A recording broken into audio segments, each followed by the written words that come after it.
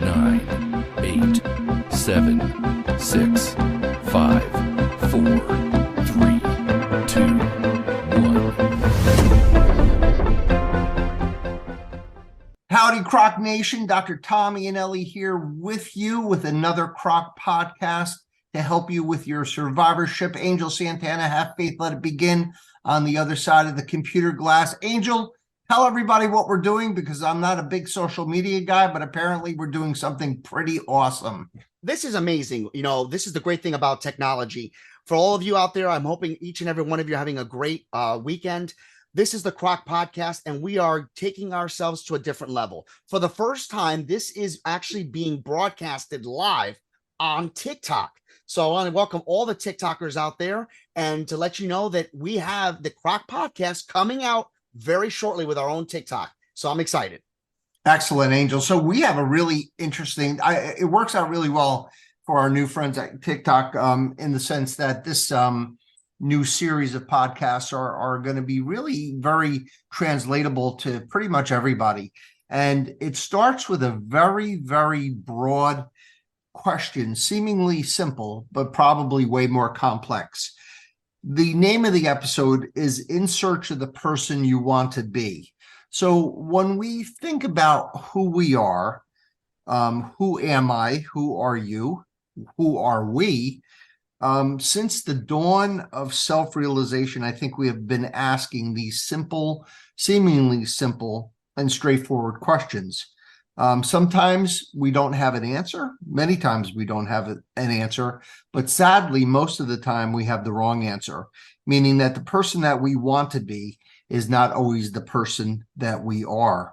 And you might ask yourself, how can that possibly be? We all should know who we are. I mean, we are me, we are you, after all. So how can that be? So we'll start with two Greek philosophers. People have said, as far as the history of Western civilization, that Socrates might have been the wisest man who had ever lived, because he knew. I'm going to kind of translate it into newspeak, but Socrates was smart enough to know how dumb he was. So the reason why I think the Oracle at Delphi thought so much of him and thought he was the wisest man of his time was because he knew that he didn't know everything. His student Aristotle said something that really kind of flows into this podcast when he said, "To know thyself is the beginning of wisdom." So, Angel, we are going to start with a series of podcasts on trying to help our survivors channel into their survivorship, channel into the trauma of their cancer diagnosis and the trauma of their cancer treatments. And we are going to help them actually find out exactly who they are. And I'm hoping along the way, you and I might be able to establish a deeper knowledge of who you are, Angel, and who I am, Tom. Interesting topic, and I think it's something that everybody can relate to. So, I mean, you inspired me to kind of bring this up as far as who we are as people, who we are as survivors. And there was another inspiration. A few weeks ago, I had, you can pick your friends, but you can't pick your family, right? So I'm having a fight with my cousin, who is a very important person in my life. We grew up together. I spent my summers with him. We were the same age. We went to college together. He's a great man, a spiritual man, a smart man, a funny man. And why we were fighting isn't really that important. Why we were fighting is because we're both two knuckleheads, but that's not the point. But why we were fighting wasn't really the point. It's really an entirely separate podcast series. But what he said to me, and I'm going to paraphrase without the curse words, was, what happened to you? You're not the person you used to be. And at first I took this as a compliment. I really did. I thought, of course I'm not the person I used to be, for God's sake. I'm evolved, I'm accomplished, I'm worldly, I'm educated, I'm cultivated. But then I thought to myself, what about all the stuff that I was bringing to the table?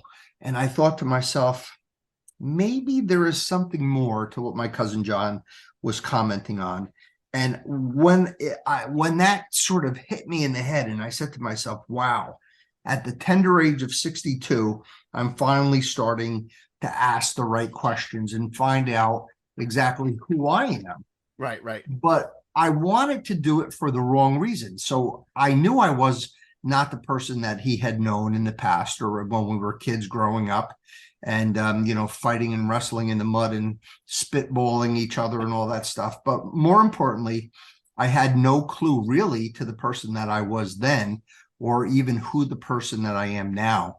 And I thought to myself, why has it taken so long for me to be ready or receptive to begin? I'll call it my Bilbo Baggins journey for any of our listeners that happen to be fans of Lord of the Rings and The Hobbit, this journey into the unknown. And I think the answer was I had to be ready. I had to be ready for this journey because I had become too complacent, too lazy, too comfortable, too satisfied with the shadow of the character everyone had cast me as opposed to me losing that desire to search for the real person I was underneath that role. But more importantly, how on God's earth does my personal experience, what does this have to do, or everything we've just talked about, have anything to do with our cancer survivors? So the answer is simple, but it's also a paradox. Right. It has nothing to do with cancer survivorship on the one hand, but on the other hand, it has everything to do with cancer survivorship. Survivors have almost 100% told me, and not everybody, but as close to 100% as you can get after 35 years and tens of thousands of cancer survivors that I have spoken to, that cancer has its good side, does have a gift available for those that are able to accept that gift.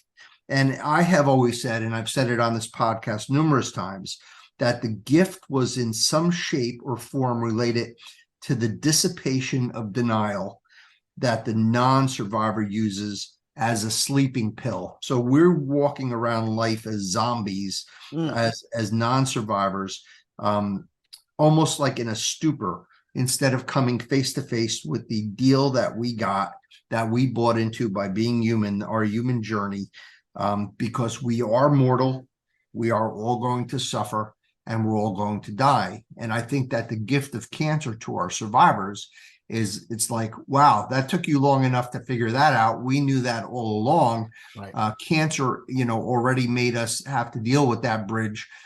So now what do we do with that information? And I think that we have to be okay with that information. And I think that's another lesson that our cancer survivors teach us on a daily basis. Now, I always say this podcast is for cancer survivors to give them tools to get through their survivorship and through their cancer and get through their treatments and get through their after treatments. But really, it's a mutually helpful podcast in the sense that they help us get through our lives as well as we try to help them, get through their lives. And to take this knowledge, to have them take the trauma of their survivorship, of their cancer diagnosis, of the pain of their treatments, and the pain and suffering of their after treatments, and to take this insight to start to peel off the layers, what I call the synthetic layers of denial and protective inauthenticity, in order to find our core. And then, only then, once we get to that core, which we may not be that happy with what we find, Right. because we all think we're great, and we all think we're funny, and we all think we're smart, and we all think that we're humanitarians and philanthropic and compassionate and empathetic, but really, are we? And then reprogram our core into the person that we want to be. So, Angel, your thoughts?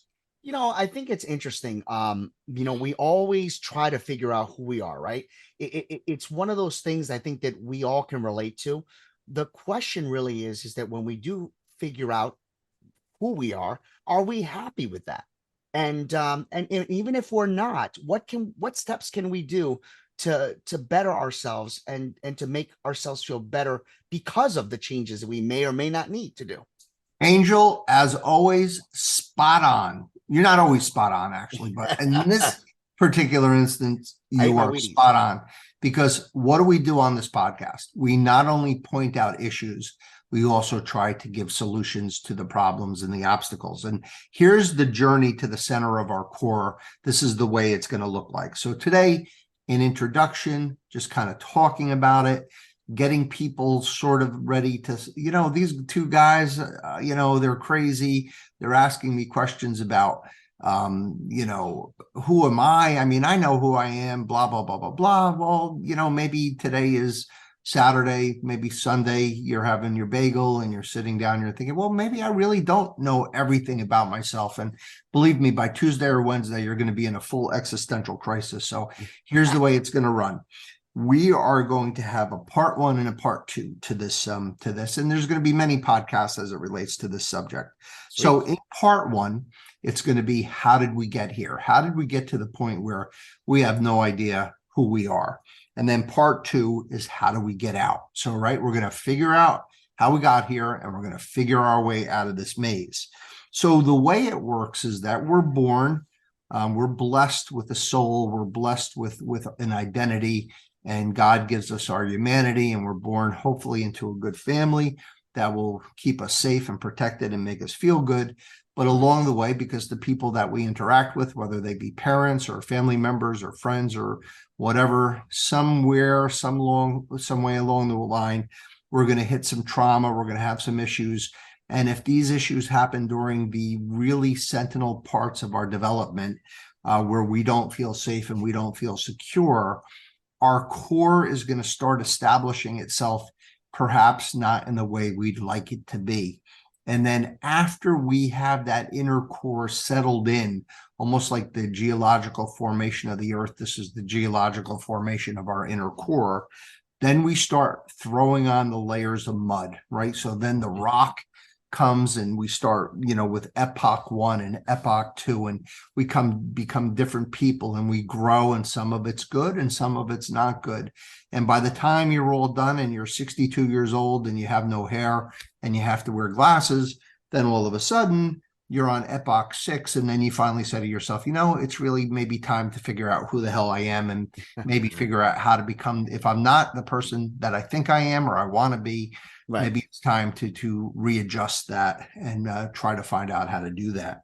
So we're going to confront our past, we're going to make sense of our past, and we're going to come to peace with our past. And that's the way we're going to figure out how we got there. Wow. And then in part 2, what we're going to do is we're going to figure out a way out of it and how we could reboot ourselves to finally become, in whatever time we have left on this earth that our dear good Lord has given us, we want to be able to differentiate ourselves and really first start singularly. Our whole lives are interconnected with friends. Are they really our friends? Are they really a good energy in our life? Are they distracting and taking energy away? Family members may be a positive influence or a negative influence. So we're going to start by blotting out all of the white noise and all of the distractions, and we're going to begin a sense of differentiation and a sense of singularity.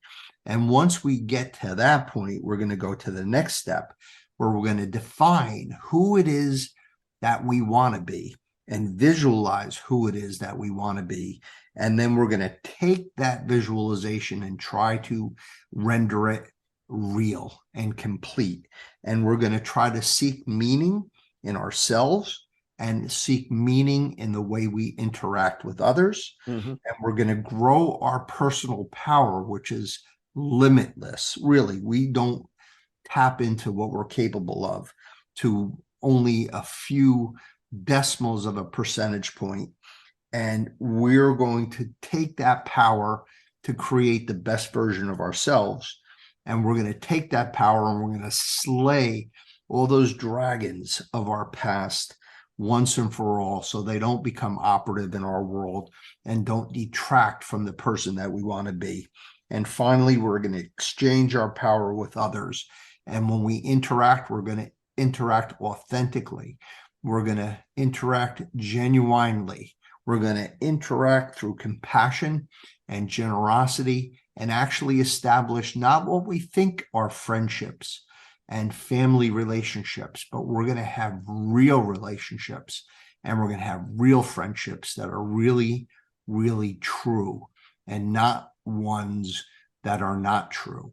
And I think once we reach that point, figure out who it is we are and who it is we want to be, and make that switch, I think that the survivors are going to have a much easier time getting through their cancer journey, and the people who are non-cancer survivors, but maybe cancer survivors through others, can also make them into the people they want to be as well. Angel Santana, your thoughts? I think this is a great way to interact with our, the CROC Nation. And again, you can't put it any better than the fact that we are all at one point in our lives trying to search of the person that we all want to be. And I am hoping and praying that after today's episode, we've got your minds working and thinking. And I hope that, when you're thinking about what you want to do, what's next, you'll reach out to us. Let us know if this helped. Let us know if there's something that you want to add to it, because we would love to hear from you. We're available on every platform. And I know that deep down inside, when it's all said and done, we will identify and really know who we ought to be. Angel Santana, thank you for a wonderful podcast. I hope you enjoyed it. You were one of the inspirations for it. I look forward to doing a multi-session podcast unit on this subject.